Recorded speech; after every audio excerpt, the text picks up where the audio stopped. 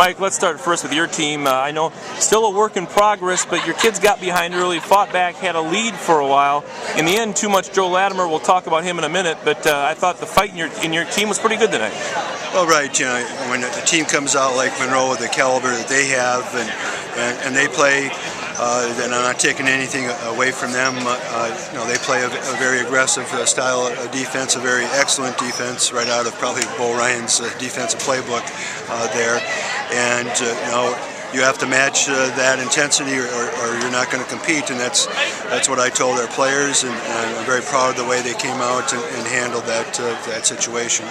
What the game plan tonight inside? You try to rotate your bigs on them. They got in foul trouble, and that hurt. I think you know, when Latimer was the last guy standing in that battle of the bigs, I thought in the first half that kind of tilted the game a little bit their way. Yeah, we got out of position, and when you're out of position, and then you compound that by leaving your feet trying to block shots and stuff, you're asking for you know, some trouble there.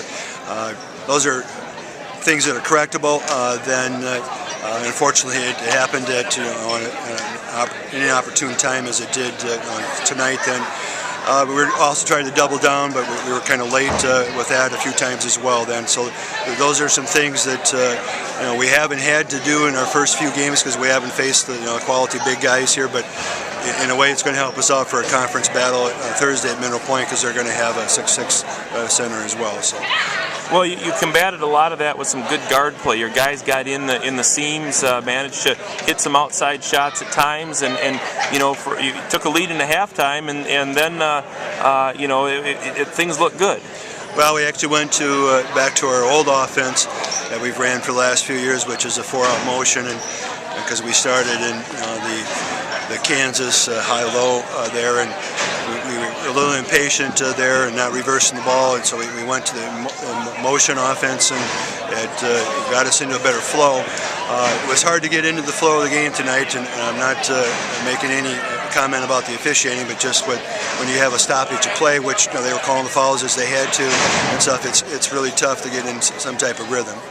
The fact that you were able to keep this game close for a long stretch of time, what does that tell you about the team you have? I mean, it looked as though you went comfortably deep into your bench, and to me, for being such a young team, you're getting good contributions. Well, we go 10 plus deep there. That I'm not going to hesitate bringing those guys off the bench there. We can go big, go small, and stuff.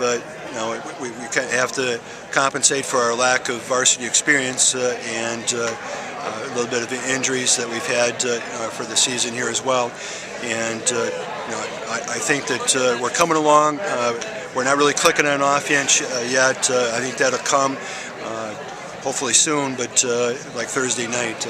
That would be helpful, wouldn't it? Yes. One last question about Joe Latimer. 37 points tonight, and we talked about how he benefited from the foul trouble, but at the same time showed he was an inside-outside player, and guys still put the ball through the hoop to get 37. Your thoughts on him? Right. We watched our scouting tape, and he hit against Beloit Memorial. He hit a three-pointer, so we knew he had outside range there. But I thought we let him get into the comfort zone too much, and when you get a good player, that type of then relaxed feeling and stuff, and then they can go off tonight like he did for 37 points.